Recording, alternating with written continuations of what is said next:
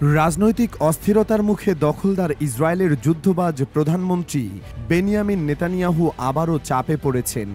সেনাবাহিনীতে নিয়োগ নিয়ে বিরোধের জেরে তার নেতৃত্বাধীন ক্ষমতাসীন জোট থেকে বেরিয়ে গেছে ধর্মীয় রাজনৈতিক দল ইউনাইটেড টোরাহ জুডাইজম, যার ফলে পার্লামেন্টে তার সংখ্যাগরিষ্ঠতা হুমকির মুখে পড়েছে। ব্রিটিশ বার্তা সংস্থা রয়টার্স জানায়, ইউটিজের 6 জন সংসদ সদস্য মন্ত্রিসভা ও পার্লামেন্ট কমিটি থেকে পদত্যাগ করেছেন, কারণ নেতানিয়াহু সরকার ধর্মীয় শিক্ষার্থীদের সেনাবাহিনী থেকে অব্যাহতি দেওয়ার প্রতিশ্রুতি রাখতে ব্যর্থ হয়েছে। তারা জানিয়েছেন, পদত্যাগপত্র ইতিমধ্যে জমা দেওয়া হয়েছে এবং 48 ঘন্টার মধ্যে তা কার্যকর হবে। এই অবস্থায় সরকারের আরও একটি গুরুত্বপূর্ণ মিত্রদল শাস এরও জোট ছাড়ার গুঞ্জন ছড়িয়ে পড়েছে।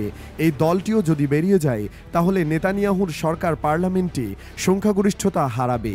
তবে চলতি মাসের শেষে সংসদ গ্রীষ্মকালীন ছুটিতে যাওয়ায় নেতানিয়াহুর পদ এখনই সরাসরি ঝুঁকিতে পড়ছে না।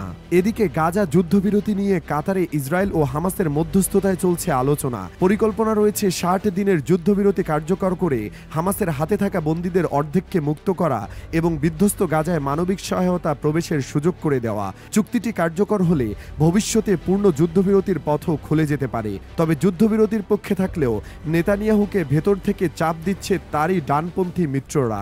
জাতীয় নিরাপত্তা মন্ত্রী ইতামার বেন গাভির এবং অর্থমন্ত্রী বেজালেল স্মোট্রিচ তারা যুদ্ধ চালিয়ে যাওয়ার পক্ষে অবস্থান নিয়েছেন।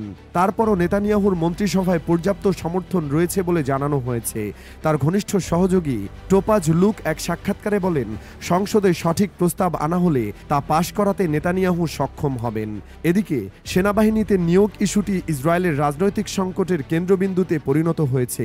আল্ট্রা অর্থোডক্স ধর্মীয় শিক্ষার্থীরা দীর্ঘদিন ধরে সেনা দায়িত্ব থেকে অব্যাহতি পেয়ে আসছেন, যা নিয়ে বহু সাধারণ ইসরায়েলের মধ্যে ক্ষোভ রয়েছে। 2023 সালের 7 অক্টোবর থেকে চলমান ইসরায়েলি অভিযানে এখন পর্যন্ত 58,000-এরও বেশি ফিলিস্তিনি নিহত হয়েছেন। পুরো গাজা কার্যত ধ্বংসস্তূপে পরিণত হয়েছে এবং প্রায় সব বন্দীরাই বাস্তুচ্যুত। অপরদিকে চলমান এই রক্তক্ষয়ী যুদ্ধে ইসরায়েল কয়েক দশকের মধ্যে সবচেয়ে বেশি সেনা হারিয়েছে, প্রায় 450 জন।